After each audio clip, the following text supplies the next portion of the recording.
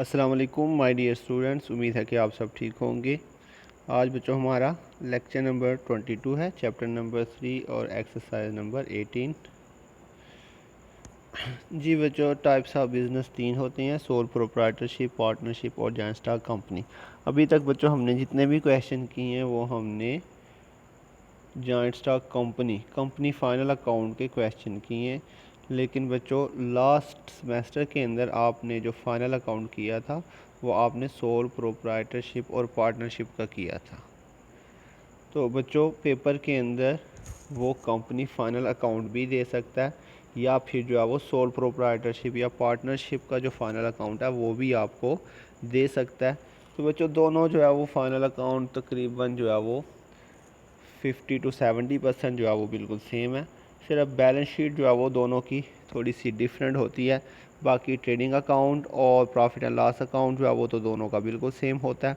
Sole proprietorship और partnership में जो है वो अप्रोप्रिएशन अकाउंट हम नहीं बनाते, जॉइंट स्टॉक कंपनी में हम अप्रोप्रिएशन अकाउंट बनाते हैं। तो बच्चों आज के लेक्चर में हम जो है वो सोल प्रोप्राइटरशिप या पार्टनरशिप का अगर उसने फाइनल अकाउंट दिया हो तो उसको हम किस तरह से सॉल्व करेंगे वो देखेंगे। तो बच्चों इसके अंदर भी एडजस्टमेंट सारी की सारी वही होंगी जो हमने कंपनी फाइनल अकाउंट में देखी थी।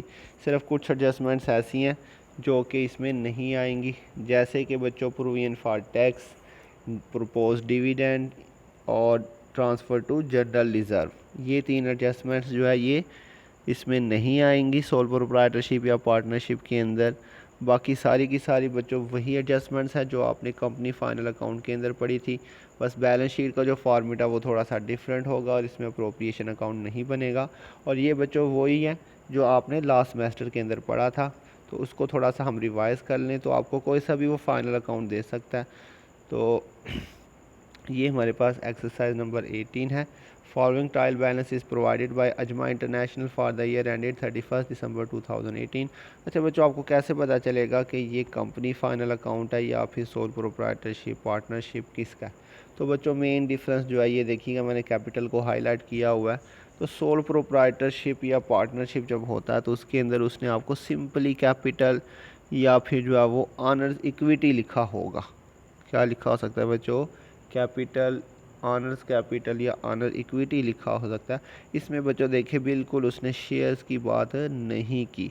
तो बच्चों जब कंपनी का क्वेश्चन होगा तो उसमें वो share capital, issued capital, authorise capital भी देता है। लेकिन इस क्वेश्चन में देखिए बिल्कुल आपको authorise capital, issued capital, share capital की उसने बात नहीं की, सिंपल कैपिटल लिखा हुआ है। इधर से आपको ये बिल्कुल आसानी से पता चल जाएगा बच्चों कि ये क्वेश्चन जो है वो कंपनी का है या फिर सोल प्रोप्राइटरशिप या पार्टनरशिप का है। तो बच्चों बाकी तो इसमें trading and profit and loss account तो बिल्कुल सेम बनेगा। बैलेंस शीट थोड़ी सी इसका फॉर्मेट डिफरेंट होगा, चीज़ें वही हैं सारी। जी बच्चों सबसे पहले देखिए जी स्टॉक है, ये आपका ओपनिंग स्टॉक है और ये आपका ट्रेडिंग अकाउंट में लिखा जाएगा। इसके साथ कुछ भी मेंशन नहीं तो ये ओपनिंग स्टॉक होगा। उसके बाद परचेज रिटर्न है बच्चों, ट्रेडिंग अकाउंट में परचेज में से माइनस, सेल रिटर्न सेल में से माइनस। वेजेस डायरेक्ट एक्सपेंस है बच्चों, ट्रेडिंग अकाउंट में लिखा जाएगा। Mortgage long term liability, office salaries हमारा प्रॉफिट एंड लॉस में, इंश्योरेंस प्रॉफिट एंड लॉस में, मोटर व्हीकल फिक्स्ड एसेट है, furniture fixed asset, cash in hand current assets. Interest receive बच्चों हमारी इनकम है, प्रॉफिट एंड लॉस में credit side पे लिखेंगे। इन्वेस्टमेंट्स के साथ कुछ भी मेंशन नहीं तो ये हमारा करंट एसेट में लिखा जाएगा, शॉर्ट टर्म इन्वेस्टमेंट है। सन्डी डेटर्स करंट एसेट्स हैं। कैपिटल ये बच्चों बैलेंस शीट में लिखा जाएगा। उसके बाद परचेजेज है, सेल है, सन्डी क्रेडिटर्स करंट लाइबिलिटी। कैरेज हमारा डायरेक्ट एक्सपेंस है। एडवर्टाइजमेंट प्रॉफिट एंड लॉस में। इंटरेस्ट जी बच्चों यहाँ पे उसने इंटरेस्ट के साथ कुछ भी मेंशन नहीं किया और ना ही डेबिट क्रेडिट साइड गिवन है। तो बच्चों जब इंटरेस्ट रेंट कमीशन डिस्काउंट इनके साथ कुछ भी ना मेंशन हो, डेबिट क्रेडिट रिसीव पेड, तो देन हम इसको एक्सपेंस कंसीडर करेंगे। ये दूसरी साइड पे देखिए बच्चों इंटरेस्ट रिसीव दिया हुआ था, उसके साथ रिसीव्ड मेंशन था, लेकिन यहाँ पे कुछ भी मेंशन नहीं। तो बच्चों कुछ भी ना मेंशन हो तो वो हमारा एक्सपेंस होगा। उसके बाद प्रिंटिंग एंड स्टेशनरी हमारा एक्सपेंस है, प्रॉफिट एंड लॉस में लिखेंगे। बिल रिसीवेबल बच्चों करंट एसेट है, plant and machinery fixed asset है। कैश एट बैंक हमारा करंट एसेट्स है। और ड्राइंग ये बच्चों इसमें जो है वो नई चीज़ है। ये कंपनी फाइनल अकाउंट के अंदर उसने ड्राइंग नहीं दिया होता तो ड्राइंग को बच्चों हम बैलेंस शीट में जाके कैपिटल में से माइनस कर देते हैं। तो इसके अलावा एडजस्टमेंट्स अगर हम देखें बच्चों, एडजस्टमेंट सारी की सारी वही हैं, लेकिन इसमें आपको provision for tax, propose dividend या final dividend, transfer to general reserve, ये चीज़ें नहीं दी होती। देखिए बच्चों, सबसे पहले उसने आपको दिसंबर 31 2018, जी बच्चों ये 2002 नहीं है, 2018 कर लीजिएगा। क्लोजिंग स्टॉक है 50,000, आउटस्टैंडिंग वेजेस 1200 और आउटस्टैंडिंग सैलरी जो है वो 1500 है, और प्रीपेड इंश्योरेंस 1500। जी बच्चों, आउटस्टैंडिंग वेजेस और आउटस्टैंडिंग सैलरीज इसको आपने एक दफ़ा प्लस करना है और एक दफ़ा करंट लाइबिलिटी में लिख देना है। प्रीपेड इंश्योरेंस को एक दफ़ा माइनस करेंगे और एक दफ़ा करंट एसेट्स में लिखेंगे। डेप्रिसिएशन आपको पता है बच्चों, वही ट्रीटमेंट है, एक दफ़ा एक्सपेंस में और एक दफ़ा बैलेंस शीट में जाके minus. Market value of investment 11,000, जी बच्चों सॉरी 11,000 नहीं है, ये 22,000 है, इधर ये फिर मिस्टेक हो गई लिखने में। तो बच्चों मार्केट वैल्यू ऑफ इन्वेस्टमेंट जो है वो कितनी है, 22,000 है, जबकि पीछे जो है वो 24,000 दी थी, ये कम हो गई है। तो बच्चों लास्ट लेक्चर अगर आपको याद हो तो उसके अंदर मैंने आपको बताया था, अगर इन्वेस्टमेंट की वैल्यू जो है वो एडजस्टमेंट में जाके बढ़ जाए तो उसका कोई इफेक्ट नहीं करेंगे, कम हो जाए तो फिर हम उसका इफेक्ट करेंगे। तो अभी आज देखेंगे इस सवाल के अंदर हमने मार्केट वैल्यू ऑफ इन्वेस्टमेंट जो है वो कम हो गई है, 22,000 है, ये 11 नहीं बच्चों 22,000 है। तो देखते हैं रिक्वायरमेंट में उसने पूछा हुआ prepare trading and profit and loss account for the year ending 31 December 2018 and balance sheet. तो ये बच्चों बहरहाल डेट जो भी हो बच्चों, सबसे पहले उसका नाम आ जाएगा, trading and profit and loss account for the period ended 31 December 2018। Opening stock बच्चों आ जाएगा आपके पास, उसके बाद परचेजेज है, रिटर्न माइनस कर देंगे। वेजेस जी बच्चों इसमें आउटस्टैंडिंग भी था, प्लस कर दिया हमने, उसके बाद कैरिज है और sale return minus. Closing stock आ जाएगा, उसके बाद बच्चों प्लस करेंगे बच्चों, क्रेडिट साइड का टोटल ज़्यादा आ रहा है, दोनों साइड पे लिखेंगे, और डेबिट साइड का टोटल माइनस कर देंगे। तो ग्रॉस प्रॉफिट आ रहा है आपके पास बच्चों 1,57,750। इसके अलावा बच्चों इंटरेस्ट रिसीव्ड उसने आपको दिया हुआ था, वो इनकम में आ जाएगा। डेबिट साइड पे ऑफिस सैलरीज और इसमें पेबल था, आउटस्टैंडिंग पेबल एक ही बात है बच्चों, प्लस कर देंगे 36,000। उसके बाद इंश्योरेंस जी बच्चों इसकी भी एडजस्टमेंट थी, प्रीपेड इंश्योरेंस माइनस कर देंगे। और उसके बाद बच्चों एडवर्टाइजमेंट हमारा एक्सपेंस है, और इंटरेस्ट जी बच्चों इसके बाद कुछ मेंशन नहीं था, हमने इसको एक्सपेंस में लिख दिया। इसके अलावा printing and stationery, depreciation on plant and machinery जी बच्चों 15% उसने आपको बताई थी प्लांट एंड मशीनरी पे, आपने 15% डेप्रिसिएशन ले लेनी है। ये 11,130 आ रही है, इसकी वर्किंग आप देख लीजिएगा खुद ही। डेप्रिसिएशन ऑन फर्नीचर बच्चों 10% बताया था, 7,500 टोटल वैल्यू थी, तो ये आपके पास 10% लेंगे तो 750 आ जाएगा। अब इसके बाद बच्चों आपने ये देखें जी, यहाँ पे इन्वेस्टमेंट की वैल्यू 24,000 है, जबकि एडजस्टमेंट के अंदर 22,000 है। जी बच्चों ये मैंने आपको पीछे बताया था, वो 11,000 बाई मिस्टेक लिखा था, 22,000 है। तो बच्चों देखें जी, आपके पास पीछे जो इसकी वैल्यू है वो है 24,000, जबकि एडजस्टमेंट के अंदर कितनी हो गई है बच्चों 22,000। तो लास्ट लेक्चर में अगर आपको याद हो तो बच्चों उसकी वैल्यू थी 12,000 और एडजस्टमेंट में जाके वो 12,500 हो गई थी लास्ट क्वेश्चन के अंदर।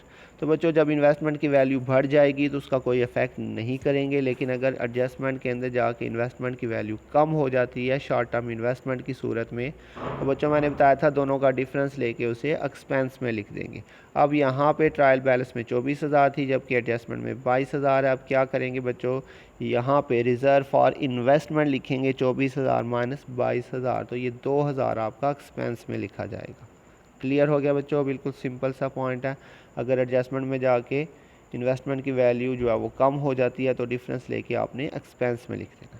टोटल किया बच्चों हमारे पास दोनों साइड का, तो क्रेडिट साइड का टोटल ज़्यादा आ रहा था, इसमें से बच्चों आपने डेबिट साइड का शुरू से लेके यहाँ तक सारा टोटल करना 2,000 तक, और उसको आपने इसमें से 1,77,070 में से माइनस किया, तो ये आपके पास नेट प्रॉफिट आ जाएगा 90,214। तो ये बच्चों हमारा नेट प्रॉफिट आ चुका है। इसके बाद बच्चों इसके अंदर हमने profit and loss appropriation account नहीं बनाना बच्चों, वो आपने वैसे ही आपको पता चलेगा। देखिए आपके पास कोई भी अप्रोप्रिएशन अकाउंट की एडजस्टमेंट नहीं है, तो उसके अंदर कोई लिखने वाली चीज़ हमारे पास है ही नहीं, तो बच्चों लिखेंगे कहाँ पे, तो इसलिए profit and loss appropriation account इसमें नहीं बनाया जाएगा, हम डायरेक्टली जो है वो बैलेंस शीट बनाएंगे। इसकी बच्चों बैलेंस शीट जो है वो डिफरेंट है, ये आपने लास्ट ईयर बनाई होगी। तो आज इस क्वेश्चन के अंदर इसको अच्छी तरह से देख लीजिएगा, सोल प्रोप्राइटरशिप की बैलेंस शीट। जी बच्चों, इसमें आपके पास एक तो एसेट्स और लाइबिलिटी की हमने साइड भी चेंज कर दी है। लेफ़्ट साइड पे एसेट्स और राइट साइड पे हमने लाइबिलिटीज़ लिख दी हैं। एसेट्स के अंदर बच्चों हम सबसे पहले करंट एसेट्स लिखेंगे। जी बच्चों, करंट एसेट फिक्स्ड एसेट वही है, सिर्फ हमने साइड चेंज की है और इसकी जो अरेंजमेंट है वो थोड़ी सी चेंज कर रहे हैं। उसके अंदर हम फिक्स्ड एसेट्स पहले लिखते थे, करंट एसेट्स बाद में लिख लेते थे। यहाँ पे हम पहले करंट एसेट्स लिख लेंगे। तो करंट एसेट्स के अंदर कैश इन हैंड दिया हुआ था आपको बच्चों, उसके बाद कैश एट बैंक दिया हुआ था, सन्डी debtors, bill receivable, closing stock बच्चों दिया हुआ था, प्रीपेड इंश्योरेंस। जी बच्चों, इसका डबल इफेक्ट हमने किया, एक दफ़ा माइनस किया और एक दफ़ा करंट एसेट्स में लिखा। इन्वेस्टमेंट जी बच्चों, जो हमने ट्रायल बैलेंस में दिया हुआ था 24,000, उसमें से हमने बच्चों एडजस्टमेंट वाला माइनस किया तो 2,000 जो हमने रिज़र्व फॉर इन्वेस्टमेंट लिखा था एक्सपेंस में, उसी 2,000 को आपने यहाँ पे आके जो 24,000 ट्रायल बैलेंस में इन्वेस्टमेंट दी थी वो आपने लिखनी है यहाँ पे, और उसमें से जो रिज़र्व आपने एक्सपेंस में लिखा था वो आपने माइनस कर देना। जी बच्चों, एडजस्टमेंट का डबल इफेक्ट करना है, तो इसलिए आपने 24 माइनस 22 करके जो प्रॉफिट एंड लॉस में 2,000 रिज़र्व फॉर इन्वेस्टमेंट एक्सपेंस के तौर पे लिखा था, उसी 2,000 को आपने बैलेंस शीट में आके इन्वेस्टमेंट में से माइनस बी कर देना। जी बच्चों, आपने इन्वेस्टमेंट कौन से वाली लिखनी है, जो ट्रायल बैलेंस में दी होगी, और उसमें से जो आपने रिज़र्व फॉर इन्वेस्टमेंट लिखा था वो माइनस कर देना। बाकी आपके पास 22,000 यहाँ पे आ जाएगी। क्लियर हो गया बच्चों ये पॉइंट। उसके बाद नेक्स्ट आपके पास फिक्स्ड एसेट्स आ जाएंगे। इसमें प्लांट एंड मशीनरी है और इसकी डेप्रिसिएशन आपने माइनस कर देनी है। इसके अलावा बच्चों आपके पास फर्नीचर था, उसकी डेप्रिसिएशन भी आपने माइनस कर देनी है। और उसके बाद मोटर व्हीकल्स आपके पास था 98,000। दूसरी साइड पर बच्चों करंट लाइबिलिटीज़। जी बच्चों, लाइबिलिटी साइड जो है वो काफ़ी चेंज है। एसेट साइड तो तकरीबन वही है, लेकिन लाइबिलिटी साइड आपकी जो है वो चेंज हो रही है। इसमें आपके पास करंट लाइबिलिटीज़ आएंगी। करंट लाइबिलिटीज़ के अंदर सन्डी क्रेडिटर्स, उसके बाद आउटस्टैंडिंग वेजेस। जी बच्चों, आपने जो आउटस्टैंडिंग वेजेस प्लस किया था वेजेस के अंदर वो आ जाएगा आपके पास। इसके अलावा आउटस्टैंडिंग सैलरीज आ जाएंगी। लॉन्ग टर्म लाइबिलिटीज़ में बच्चों मॉर्टगेज दिया हुआ था 25,000। उसके बाद ऑनर्स इक्विटी, ये बच्चों यहाँ से चेंज होगा काफ़ी। ऊपर करंट लाइबिलिटीज़ और लॉन्ग टर्म लाइबिलिटीज़ भी ऑलमोस्ट वही थी। ऑनर्स इक्विटी यहाँ से बच्चों उसमें हम लिखते थे ऑथोराइज कैपिटल, उसके बाद issued subscribed and paid up capital, लेकिन इसमें हम लिखेंगे ऑनर्स इक्विटी की हेडिंग, और इसके अंदर आपने लिखना है बच्चों कैपिटल। कैपिटल में आपने बच्चों नेट प्रॉफिट को क्या करना है, प्लस इसका टोटल करेंगे और इसमें से आपने बच्चों ड्राइंग्स को माइनस कर देना। जी बच्चों, कैपिटल के अंदर नेट प्रॉफिट के अलावा इंटरेस्ट ऑन कैपिटल अगर होगा तो वो भी आपने प्लस कर देना। कैपिटल, नेट प्रॉफिट और इंटरेस्ट ऑन कैपिटल, ऐसे ही ड्राइंग्स आपने माइनस करनी है। ड्राइंग के साथ साथ इंटरेस्ट ऑन ड्राइंग और इनकम टैक्स अगर होगा तो वो भी माइनस कर देंगे। जी बच्चों, मैं दोबारा से रिपीट कर दूं, ऑनर्स इक्विटी में कैपिटल प्लस नेट प्रॉफिट और इंटरेस्ट ऑन कैपिटल अगर हुआ तो वो भी प्लस करेंगे, और लेस करेंगे ड्राइंग्स, और इसके साथ साथ इंटरेस्ट ऑन ड्राइंग और इनकम टैक्स अगर हुआ तो वो भी माइनस कर देना। ये बच्चों हमने दोनों चीज़ों को प्लस किया और ड्राइंग्स को माइनस करके फाइनल अमाउंट आपके पास आ गई 2,55,214। दोनों साइड का बच्चों टोटल करते हैं अब हम, तो ये हमारे पास आ रहा है 3,14,024। तो बच्चे दूसरी साइड पे भी जो है वो यही अमाउंट आ रही है। तो ये बच्चों हमारा आज का क्वेश्चन था। ये सोल प्रोप्राइटरशिप या पार्टनरशिप आ जाए तो बच्चों आपने ऐसे ही इसकी बैलेंस शीट बनानी है। तो ये आपने ध्यान से क्वेश्चन करना है बच्चों। तो लास्ट ईयर के अंदर जो है ना, उसने आपको सोल प्रोप्राइटरशिप का ही क्वेश्चन दिया हुआ था, लेकिन कंपनी फाइनल अकाउंट भी आ सकता है, क्योंकि आपके कोर्स में जो दोनों चीज़ें शामिल हैं। तो अपना ध्यान रखिएगा बच्चों, बहुत जल्द मिलेंगे नेक्स्ट लेक्चर के साथ। तब तक के लिए अल्लाह हाफिज़।